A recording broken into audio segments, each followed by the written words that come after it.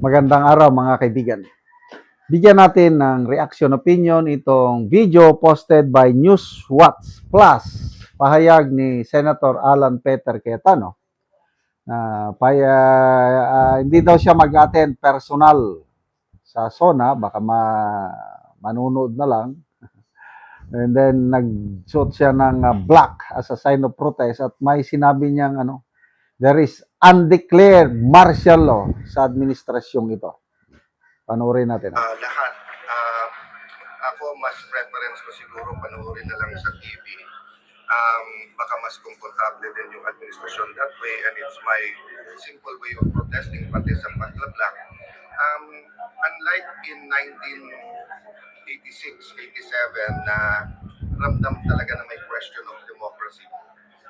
Ngayon, syempre, it's more of poverty, economy, at saka yung corruption. But I really believe that our democracy is in danger, and talagang pag nagsalita ka, target ka bigla. What do you mean by undeclared martial law, sir? Kanina, nung sinabi niyo may undeclared martial law. What did you mean? That's been said for the last 6 months, di ba? It's about freedom and democracy, di ba? So, tignan nyo lahat ng nakakasuhan at lahat ng nakukulong, di ba? Pag tahimik ka at sumama ka, parang if you can't meet them, join them, happy ka. Pero malungkot ang bansa. Pero pag tayuan mo yung mga prinsipyo mo, ikaw pa kakasuhan. Diba?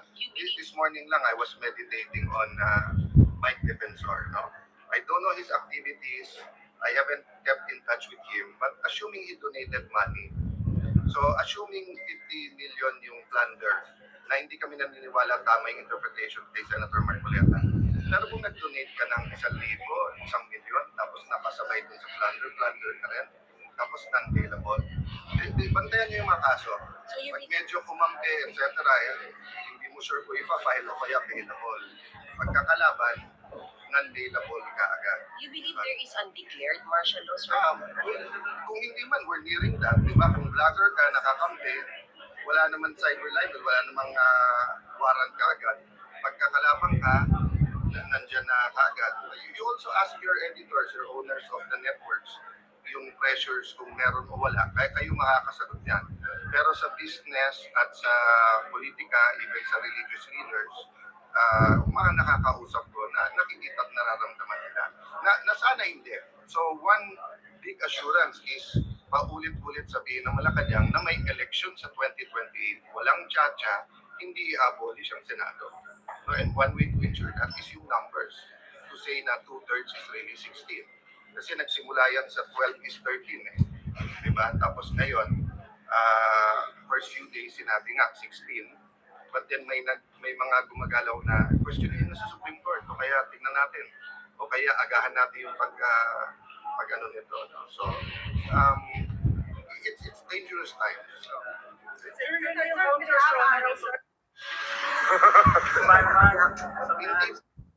So, wala, hindi siya manonood. Hindi siya mag-attend, which is a better choice. I don't know sa mga iba pang minority senators kung manonood din sila. Most likely, karamihan, yung 8 minority, baka kung may mag-attend man, sino kaya?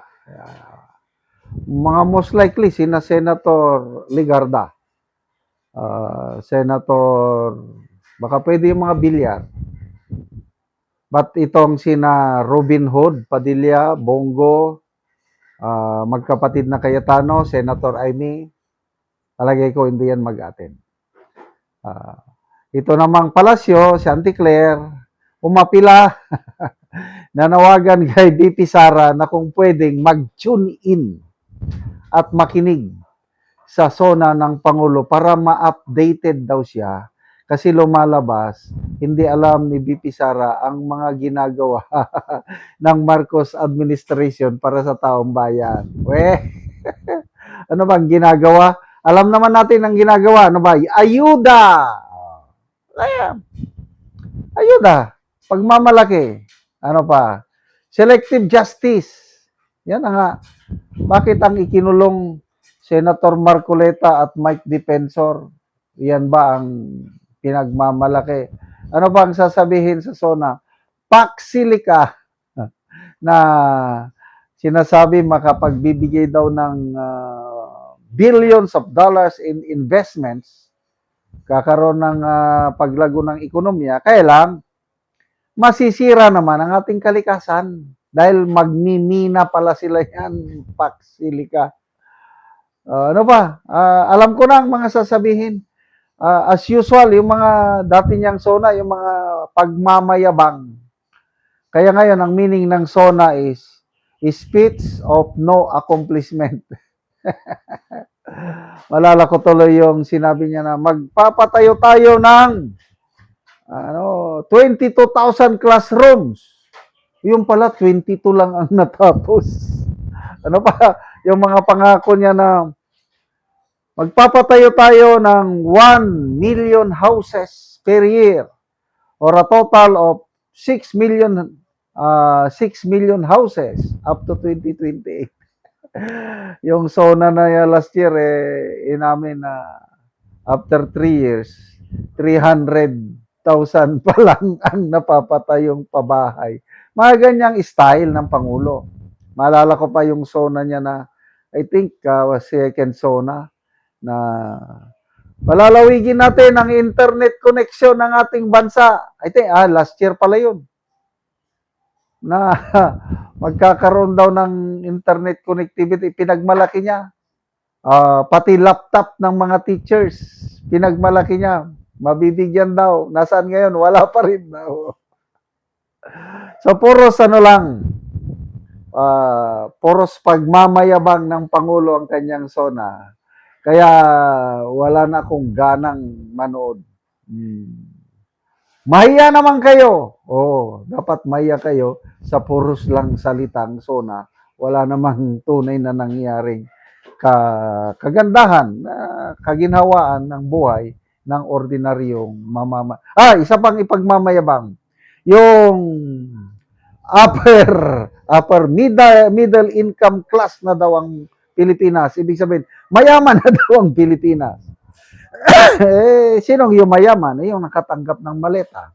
Paano yung walang maleta, yung nasa laylayan? Kaya yan ang mga ipagmamayabang. Salamat mga kaibigan sa inyong pagsubaybay sa channel ito. Nakakatulong kayo ng malaki sa tribong Talandig ng Bukidnon dahil ang sweldo natin sa channel na ito is pantulong po sa tribo. Namimigay tayo ng libreng yero at pako para makapagpatayo naman sila ng mas maayos na tirahan. Panoorin nyo ang video nito. O karon mo na ni si Angkol ang matagaan og yero.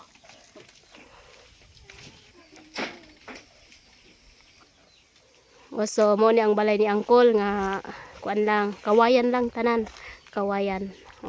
So among gitagaan og yero aron pud makaatop siya. So mo ni ilang kahimtang nga kawayan lang ang ilang atop. O apil pod ang ilang dingding kawayan.